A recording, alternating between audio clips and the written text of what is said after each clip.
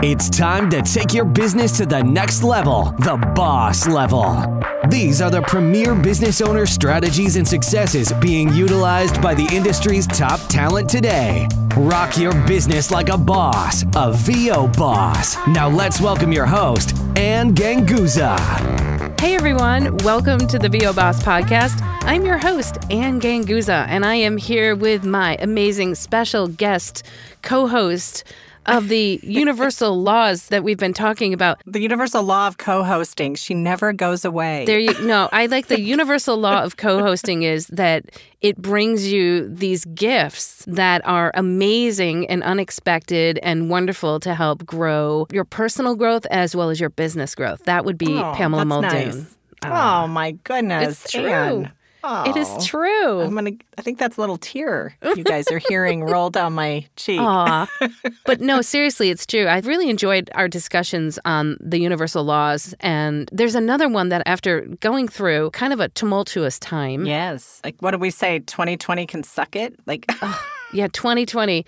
I think, and I'm going to come right straight forward and just say, well, my husband has recovered from COVID, and that was a very dark time for me. Mm-hmm. And I have a few instances in my personal life that have been dark times for me where you're at a point where you just, what do you do? And I know people feel like with this pandemic, like, how are we going to get out of it? I know there's lots of helplessness, fear, panic. And I'd like to try to bring to the forefront what I learned from going through, my husband. I didn't know. I mean, it's one of those things when you watch somebody you love to be very sick and you just don't know what's going to happen. How is it going to turn? And I think that for your own sanity, otherwise you're not a help to the situation. I think there's a law.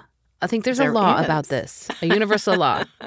Yeah, the law of polarity. And it's one, I think what you're sharing, we're going to talk specifically about Jerry, who thank goodness is doing much better, right? Yes. By the way, I want everybody to know that thankfully he recovered. Yes. I think a challenge we have with all of this in terms of COVID and a lot of different kind of ramifications of that is there's no bookend, right? There's no clear end. And so there's a lot of things we can't control, which also brings anxiety to the table, right? It's just this idea of we can't control certain things. But law of polarity is one that I really embraced myself as well, probably 10, 12 years ago. And it's this idea that everything has a polar opposite. Right? So this anxiety, this pain, this darkness that you're feeling has the ability to bring the opposite into your life, which is amazing light, amazing happiness, right? That you can't have one joy without the other. Absolutely. So I think it's a really interesting law to talk about because my guess is you're not alone, right?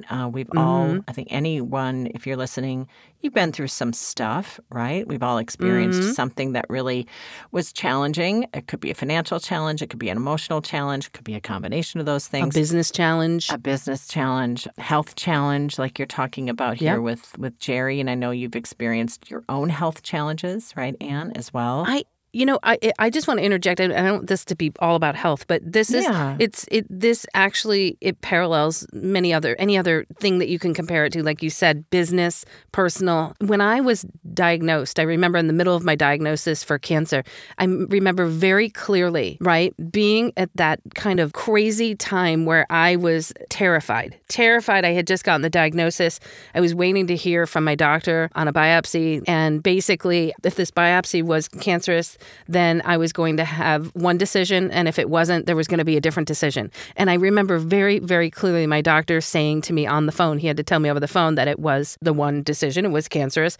And he said, look, I just want you to know that right now, you're at ground zero. And a couple of years from now, when you're on the other side of it, and right there was the projection of when you're on the other side of it, you're going to be okay. And you're going to be better for this. And you'll be healthy for this. And he said, but right now at ground zero, I have to do what is best for you and give you this diagnosis as well as what I recommend for your course of treatment. And I'll never forget, I was literally on the phone in tears while he was saying, you're at ground zero. And when you come out of this a couple of years from now, you're going to be okay. You're going to be better than okay. Yeah. And that really, really stuck with me.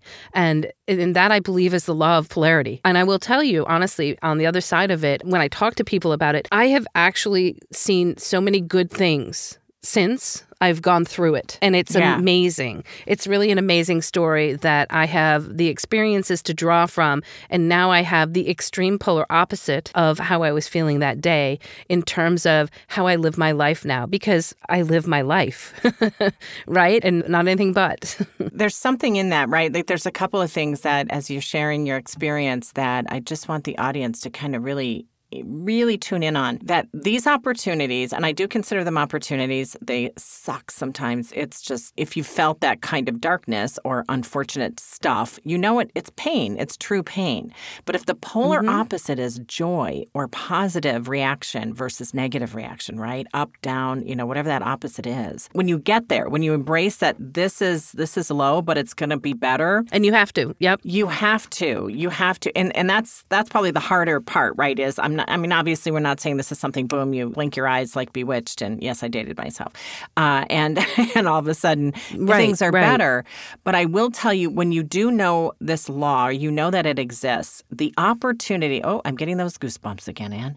The opportunity is that when you're feeling that much pain is to say, I cannot wait until I experience my polar opposite, because it's going to be so amazing. And it helps you release that which isn't serving you, which we've also talked about. Like you said, now you're a healthier person, but you also see through a different lens. You create the work with your clients through that lens. The gifts that come from that, right? Yes, it's affected every aspect of my life, not just my health, but my personal, the way I look at my life, the way I live my life with just joy. It made my decision. I always wanted to be joyful, but it really cemented my decision to always maneuver my personal and business life to a place of whatever it is that brings me joy. And if it doesn't, then I release it. And that is even more so now in my business and in my voiceover business, which I love because I now trust my instincts for that. Yes. Because it has served me so well. I mean, we're talking, it was probably with my husband and with myself, with the health issues, was the most dark time of my life. And so if I could come through that and experience the polar opposite, as I move forward, I have that trust in embracing it and then putting my sights into moving it forward. Yeah. And I think that word trust is an interesting word, right? Because most of us tend to want to control our experiences. And this is something that was totally beyond your control. I know the 2008 recession was one for my family, for my husband and I. I had been laid off in 2006. He was laid off in 2007. We lost the house. Just check the boxes, people. It was all there, right? And man, at some point, and this was our situation, or at least me personally, I can make my little checklist of all the things that were just not great. And I realized I only had one choice. I had to let go. Yeah. Well, that's true. That's very true. You don't have a choice but to let go, because otherwise I cannot be in a state of, I just can't. And thankfully I have people in my life that were able to help me out of that as well. And that is something I want to make sure that all of us, we're talking about. This is a really interesting episode because we're talking about things that are pretty dark.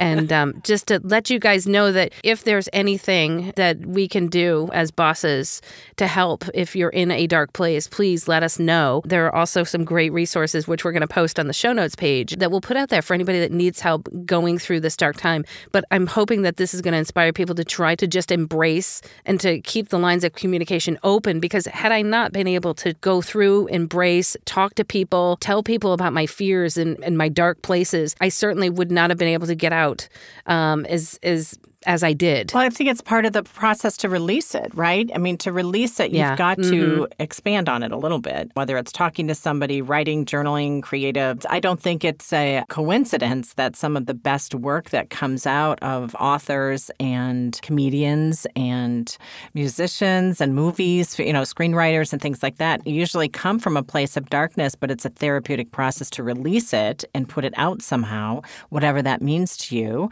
And this word of trust, too. I just want to, when I say let go, I don't mean you let go and you just let life happen to you, right? We've talked about some of the other laws, right? We're getting more clear on what you want and putting action toward, that inspired action that we've talked about in the past. But there is something about releasing that which you can't control. You could not control the diagnosis, right? It was already there. Right, but absolutely. You could control how you were going to react to it and the inspired actions you were going to take moving forward so that from this darkness, you can move to the light, which was was a polar opposite. And if it felt really dark, just imagine how amazing the other side would feel. And I think that's a really important lesson. It might take a little while to get there. It's not easy. If it was easy, we wouldn't be having this conversation, Anne, right? But I think it's a powerful experience to have and think through. Challenges will always be there.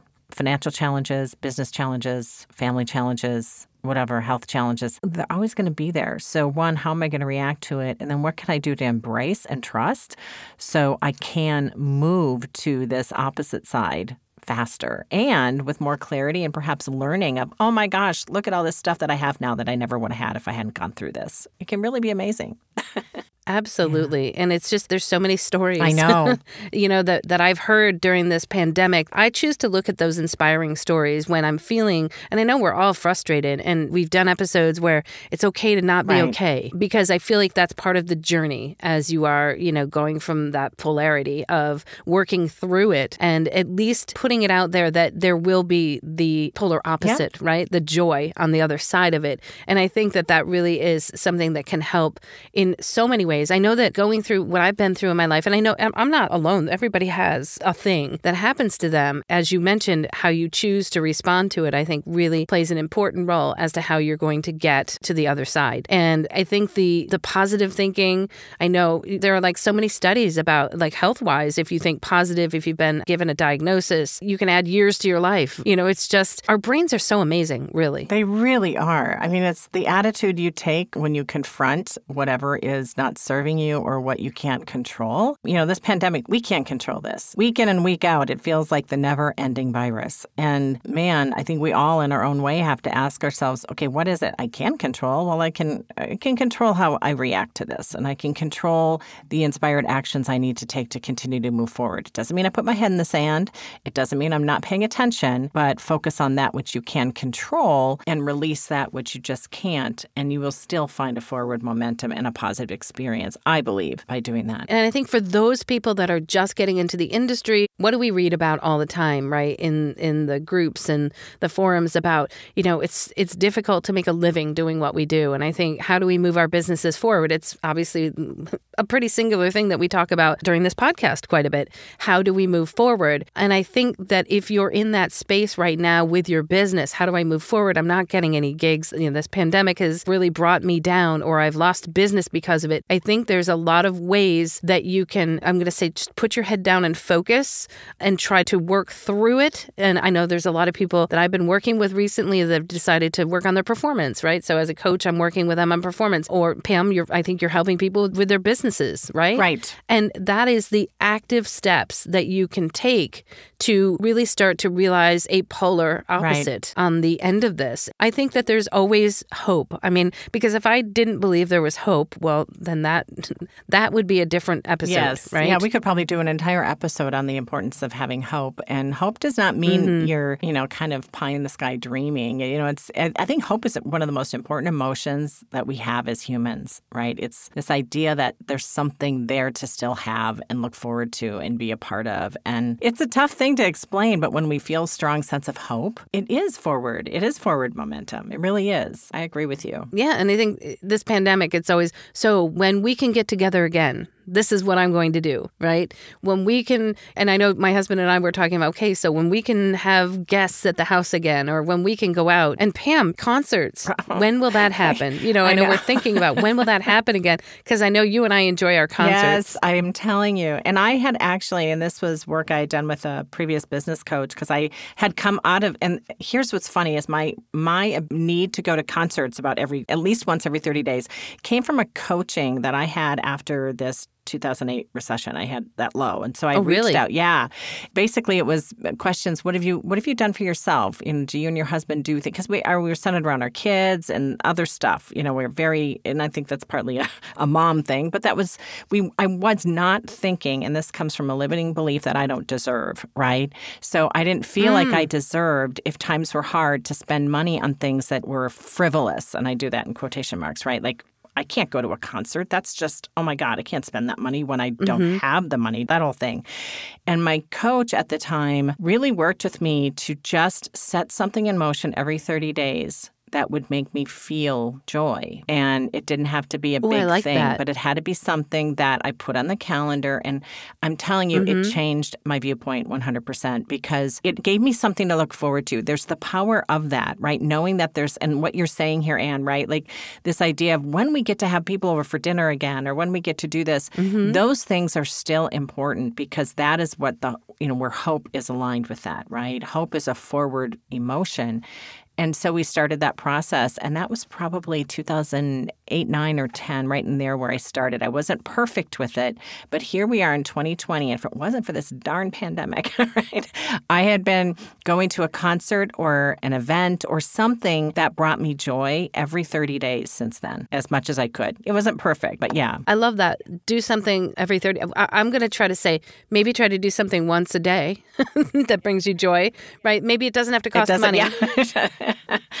Because then that opened the floodgates, right? And it was a big push to where do I want to live? I want to live where I know I can attend concerts, where I can see, we talked about Law of Attraction in a previous episode, and all of that kind of fell into place. And of course, I landed in the heart of entertainment here of Las Vegas, Henderson, Nevada, and I had it all at my fingertips. And so to your point, it's not there right now because of the pandemic, but I have to find another way to, and I think in a way, recording these episodes has been a part of that, to be perfectly honest, because people may not realize this, but we do this on the weekends. Yeah.